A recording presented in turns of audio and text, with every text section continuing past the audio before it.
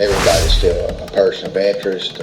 Still looking at help from the landowners too, to go back and check their trail cameras, their security cameras every day, especially around the time that she disappeared. And everything that we do is trying to put a piece of the puzzle together to find Summer. And it may not be something that mean anything to the people. It may mean everything to us.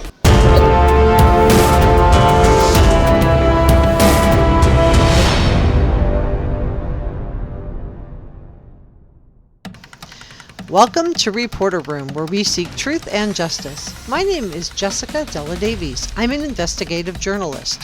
Today, we're going to discuss Summer Wells, Child Protective Services, which leads me to another possible motive for Summer's disappearance.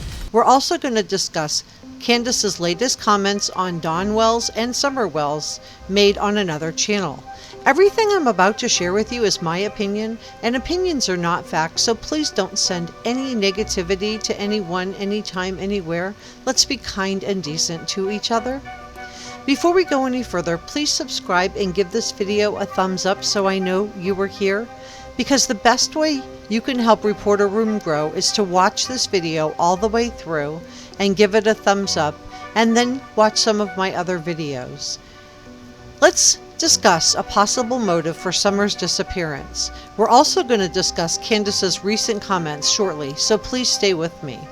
According to the Tennessee Code 39-15-401, quote, any person who knowingly, other than by accidental means, treats a child under 18 years of age in a certain manner as to inflict injury commits a Class A misdemeanor. However, if that child is 8 years of age or less, the penalty is a Class D felony. So the only minor who was under the age of 8 in the Wells household was Summer. She had just turned 5 a few months ago.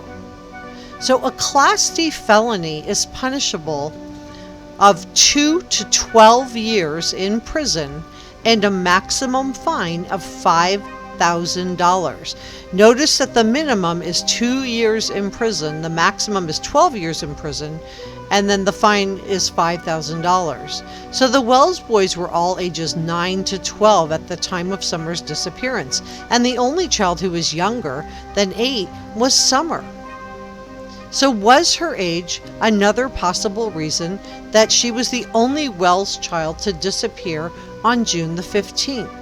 Candus told Channel News 11 that the disappearance of her daughter Summer was a completely separate situation than what led to the involvement of Child Protective Services. So my question is, what exactly was the situation? Looking for anything that would be evidence that Summer's been in that area. We also have over 120 officers or people here searching. We also have at least 12 to 13 agencies involved. And it's a very slow search where the officers and individuals searching can take their time and look at every little thing, not have to worry about all the foliage and the briars and things like that. So it makes it a lot better for the searchers. And as you see, the good Lord has blessed us with a beautiful day, so that makes it better too. Dawn Wells, after the boys were removed from their home, was quick to claim that his boys were, quote, safer now. But he didn't elaborate on why or how. So why were the boys suddenly safer? Dawn has been in jail since February 7th for violating his October 2020 probation. Dawn told the judge that he wanted to, quote, get away from Candus, and now it seems that Candus is also ready to move on. The judge clapped back at the time, telling Dawn that if he wanted to get away, that's why he had feet. Before we go any further, I have an awesome Reporter Room True Crime group on Facebook if you're interested. If you haven't watched my video on how Dawn threw Candus under the bus on his way to jail, you will want to see it. because it gives you an excellent background into the dynamics in the relationship between Dawn and Candus, and I will link this for you in the description below. So Candus stated to another channel this week, quote, "Don't get me wrong, I love Donnie to death, but as far as being in love with him, I am done. I love him, but I'm not in love with him anymore. I'll do anything for him because he's the kid's dad, but I can't keep going the way I'm going." This would actually be really healthy, I think, for both of them if they were to go their separate ways. And if Candus is serious about ending things with Dawn, she will definitely have an opportunity to go and live her best life. She will definitely want to get a job and find a separate place to live. And this all falls on the heels of Candus's comments about putting Summer on the side because the boys are living. What do you think about Candus deciding to, quote, put Summer on the side? Does she know something about Summer that we don't? Why is she talking about the boys living? Again, what does she know?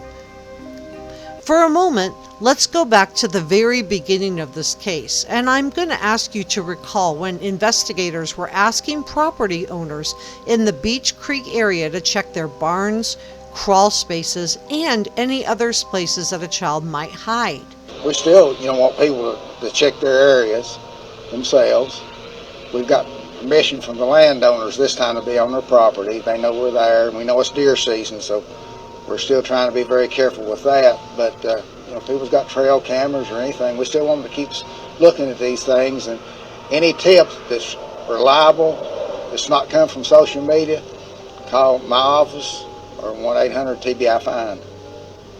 Sheriff Lawson even stated that residents who are not able to physically search those spaces could alert his office and he would help them.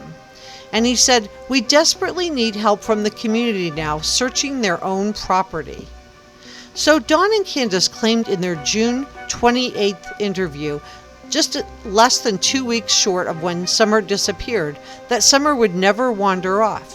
So why was Sheriff Lawson asking people to search their barns, their crawl spaces, and any other place a child could hide?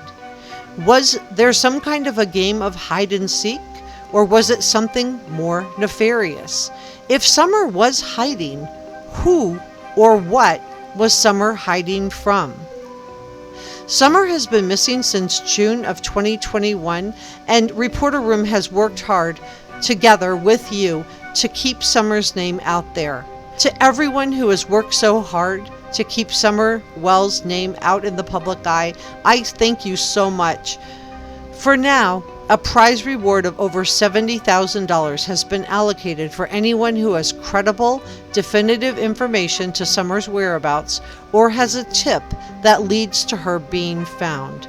Let's continue to work together and keep Summer's name out in the public eye. Subscribe and please leave me your thoughts below.